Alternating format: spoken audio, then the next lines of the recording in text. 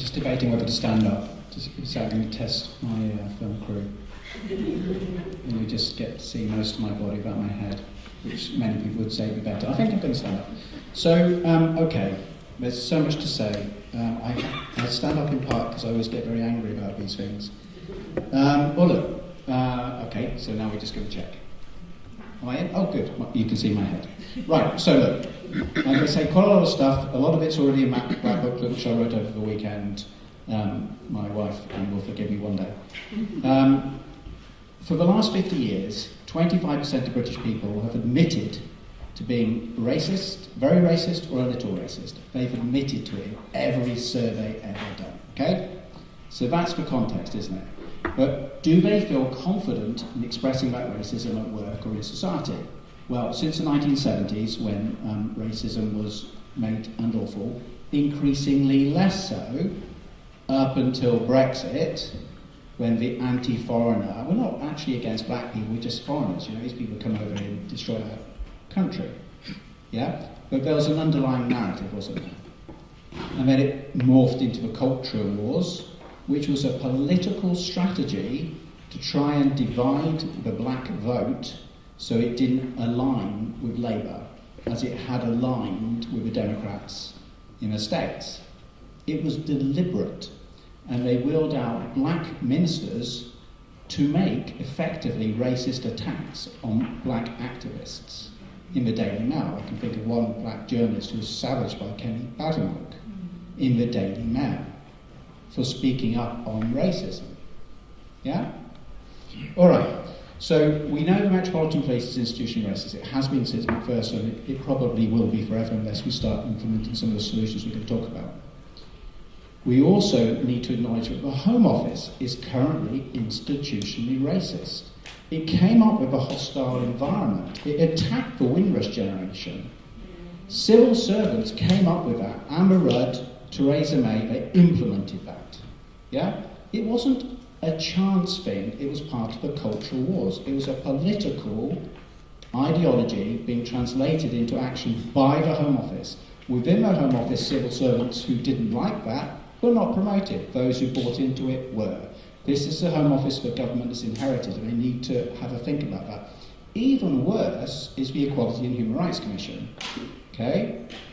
So Liz Truss said, look at this speech in December 2020 to the European Conservatives.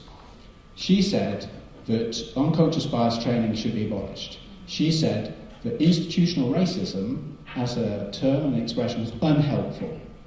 Cressida Dick came into office. What did she say institutional racism was? Unhelpful. Mark Rowley came into office. What did he say institutionalism was? Unhelpful. It's a reinforced political narrative. These people buy into it. Rowley is a member, well, a close associate of a Policy Exchange. Policy Exchange is a right-wing think tank. These guys are purposefully keeping the structural racism in place. Yeah, it's not an accident, and it has ramifications.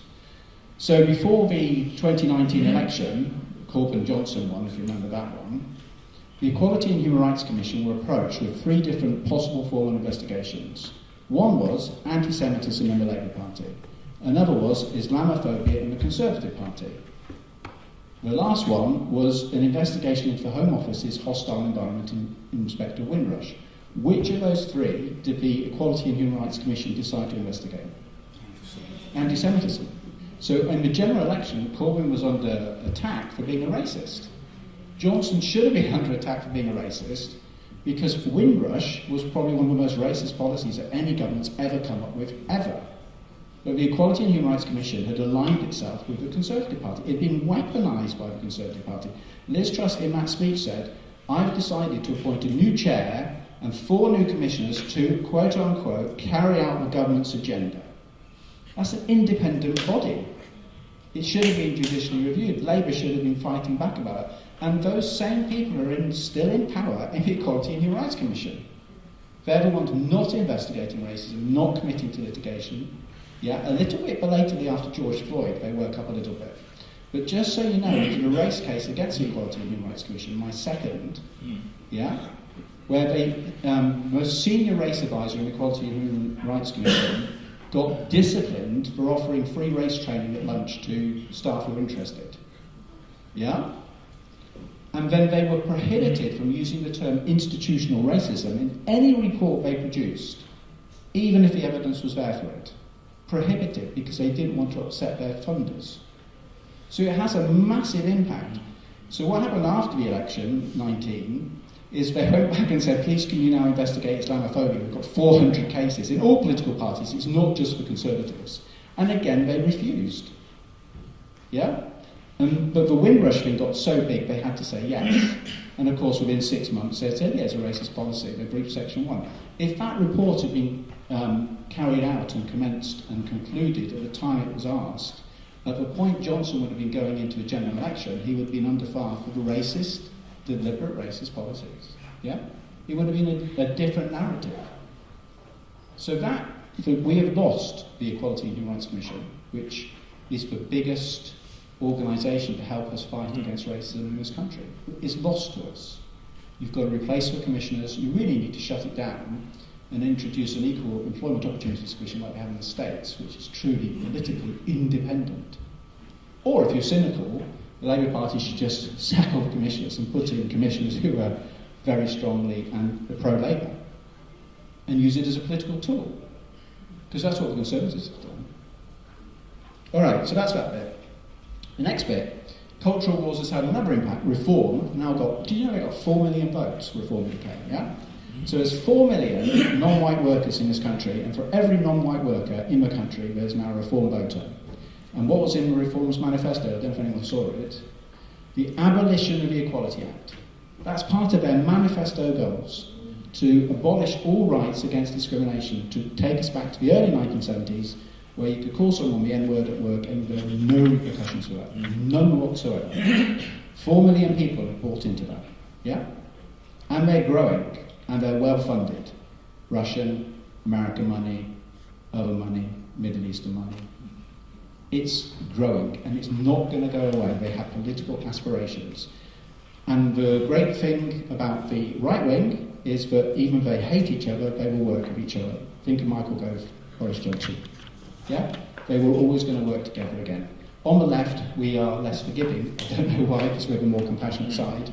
But you can see Badenoch and Farage aligning before the next election. And if they do, Labour will lose. It's just as simple as that. They're already both ahead of Labour in the opinion polls. So Labour, therefore, has to do something to remove the institutional racism from the Metropolitan Police, from the Equality and Human Rights Commission, from the Home Office. All right, so got to get through a lot. If you want to know about equality, you start with the Birmingham City Council case. 170 women, cooks, cleaners and carers, they sued Birmingham City Council. This is page 1 of that booklet, if anyone's interested. For equal pay, how much did the tribunal award them? £1.2 billion. Even though under gender pay reporting, women were paid more than men at Birmingham City Council, the actual equal pay debt was £1.2 billion. Yeah? If you extrapolate that across the whole of society, the current equal pay debt owed to women is £1 trillion. £1 trillion. £65,000 per woman worker in this country. That is what equal pay is. Now, Birmingham City Council case was based on an equal pay questionnaire where they could get the data to prove this. First thing they did in 2014, Conservatives, was they abolished the equal pay questionnaire. So we can't get the data anymore. So that money, which is legally due to women, can't now be obtained. In terms of race, there is no equal pay protection. I did the first equal pay case as a detriment under the Race Relations Act, but there's no equal pay protection. The current ethnicity pay gap is anything from 12 to 27%, but it's certainly higher than the pay gap for women. The current debt owed to black workers in this country, £300 billion. £75,000 per black worker is owed to them legally, but they'll never be able to enforce it because there's no equal pay questionnaires and pay is confidential.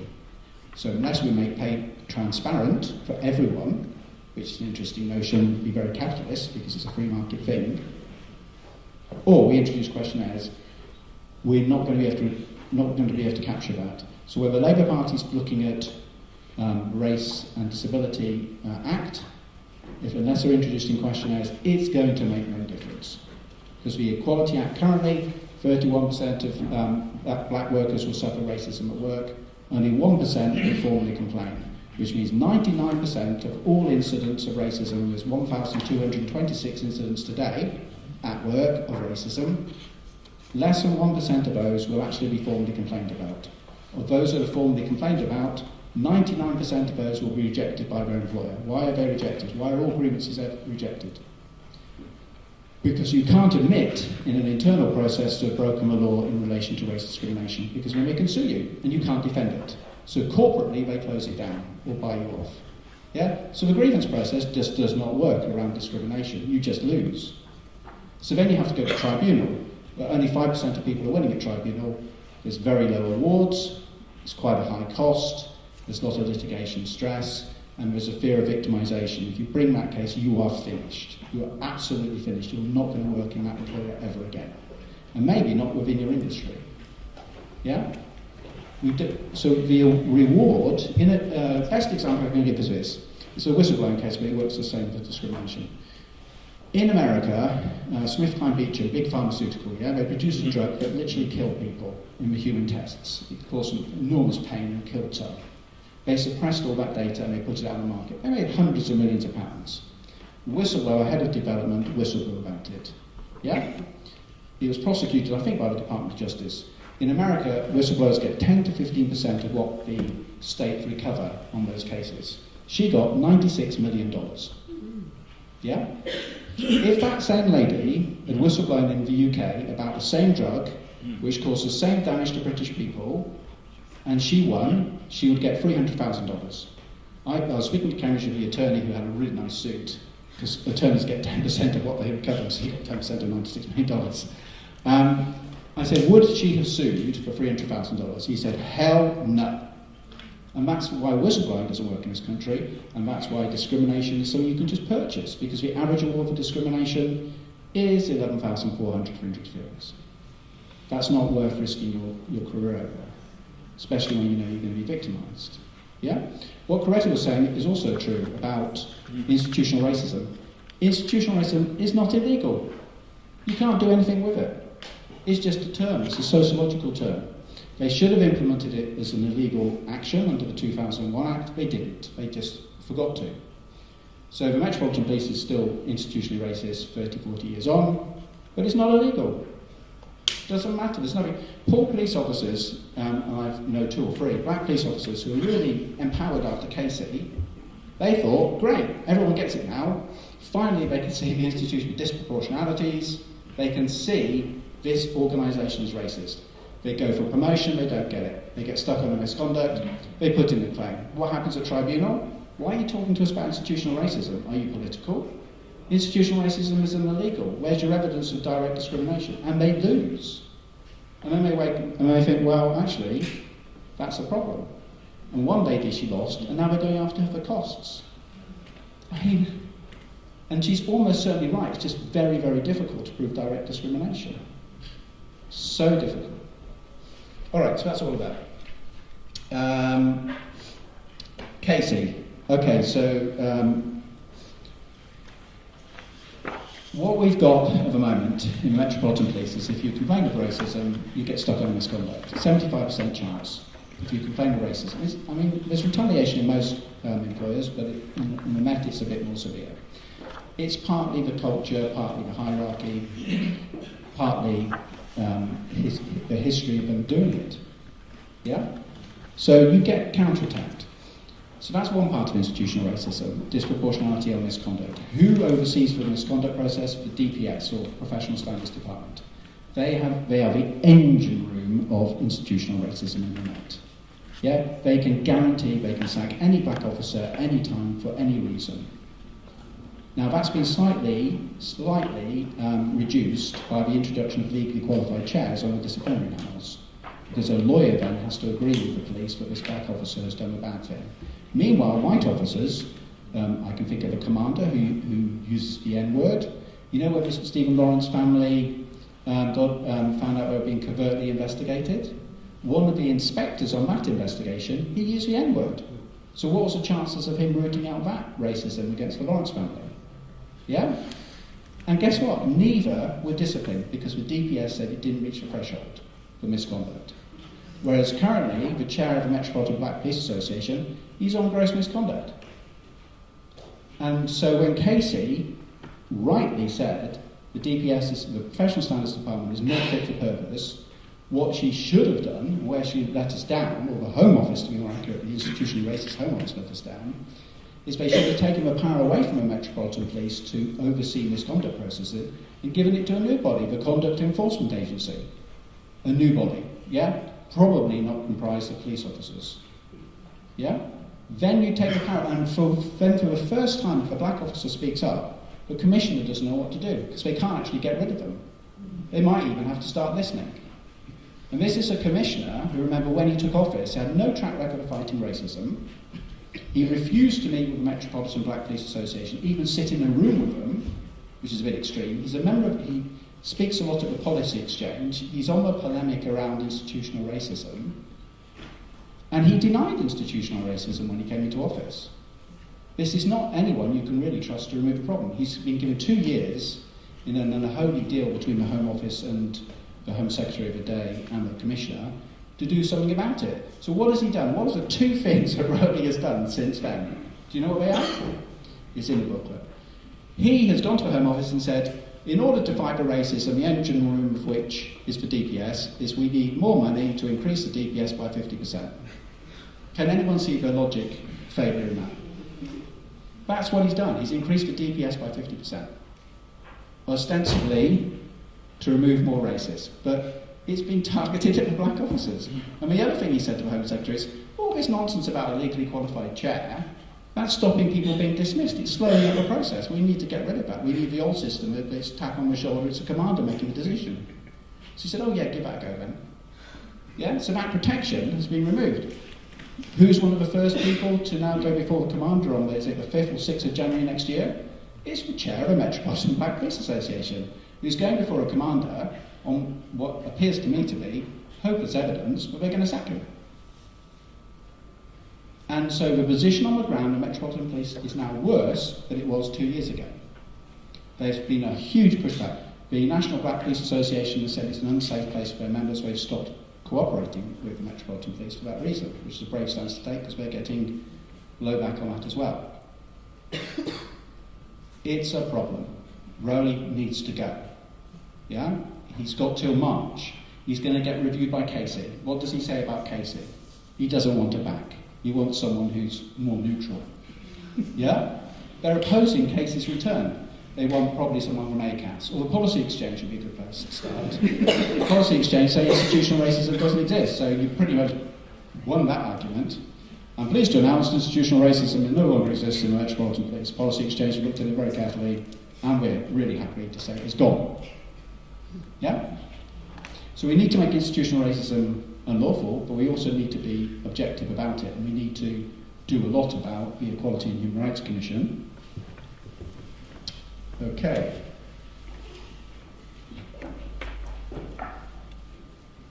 The National Race Action Plan. Does it really matter? I mean, just listen to this. Here's a story. Ready? You're a white senior police officer. So you get called into an office. This is a true story. And you said, you know what, Amanda? We want you to go and work on the Police National Race Action Plan. It's to stop racism in policing. And Amanda thinks, I don't want that. What the hell are you giving it to me for? And she said that. Why am I being tasked with this? So she gets there. The most senior black officer on that plan, he's really keen to be there because he actually wants to make a difference. She starts bullying him. He puts a complaint in. You know how this ends. Yeah? She and another white woman at the College of Police decide to write the race action plan for the black officers in the black community without talking to them. They then try to enforce it on the whole of the country. The National Black Police Association say, hell no. No way we're allowing that. Okay, so those 2 white women who picked on the most senior black officer, who then suffers a hostile working environment working on the police race action plan, he leaves because he can't cope with the stress of it all. So this is the engine room of that plan. What do you think happened to Amanda? Promoted. She's the Chief Constable of Devon and Cornwall, isn't she? Dorset, yeah. And what's Dorset having at the moment? They're having problems with racism. Yeah? So every white officer who's worked on a police race action plan has been promoted. They've got 2 other people working on a race action plan who have been named in race cases. They actually got promoted while being named. And guess what's happening in the DPS with 50% increase? Quite a lot of people they're recruiting into the DPS are named in race cases. You can see, they're very clever for that. They adapt. They adapt and keep the existing power where it is. The only way you're ever going to beat them is take the power away from them. The only way you can take the power away from them is you take the power of the DPS away from sacking people. Do that, pretty much job's over. And finally, the Equality Act. Ready? The Equality Act does not work. It is not fit for purpose. 31% of people suffer racism at work, only 1% sue, 99% of incidents of racism at work are not formally challenged. Do you think the workplaces are going to change if 99% of incidents of racism are not challenged? Do you think the white racists may even be empowered by that? Even when we win at tribunal, it's statistically more likely for the person found guilty of racism will be promoted than dismissed, because the corporate has found a common enemy. Yeah? And the awards are so pathetically small, and all settlements, so 80% of cases settle, most settlements result in people leaving. Yeah? It does not work. We need an Inequality Act which will recognise structural racism, which will allow for punitive damages, and frankly, will allow positive discrimination. That's kind of the talking point. Positive discrimination is an absolutely essential thing. I know people hate it, and I know why they hate it, but listen to this. The Metropolitan Police, after Macpherson, will set a target 25% representation. 25 years later, they're only at 17%. It's going to take them another 100 years to get to where they should do. Meanwhile, London's changed completely. It's now 46% ethnic minority. They're never going to get there. Police commissioners have admitted that. Police commissioners have asked for positive discrimination. There's only one instance of the use of positive discrimination in our country or in Britain, and that was in Northern Ireland under the PSNI. PSNI had a big problem. Most of their police were Protestant, but after the peace treaty, the Catholic community didn't trust them. So they asked for permission for 10 years of positive discrimination. So if a Catholic applicant was equally good as a Protestant, they could be recruited under positive discrimination. In 10 years, they increased Catholic representation from 8% to 30%. 22% increase. Yeah? Something the Met has not been able to do in 25 years of positive action. And guess what? The community bought into it more, trust was greater, crime detection was better, performance was better. So all of the stuff that people say that there'll be a lowering of standards and these Catholics are coming and they don't know what they're doing and they can't be police officers, they'll be doing their Hail Marys and not actually getting the job done, proved to be untrue, didn't it? So if it works, it works. And the other big fallacy is this. We've had, 200 years of white people going for jobs and getting them when they probably should not get them, because positive discrimination exists for white people already. So maybe 10 years of positive discrimination just to balance it out is what we need to reset it. Because without it, we're not going to have a representative police force, and without a representative police force, it's not going to function, is it? And the far right's on the rise, so this is the time we need an effective Metropolitan Police Force. Thank you.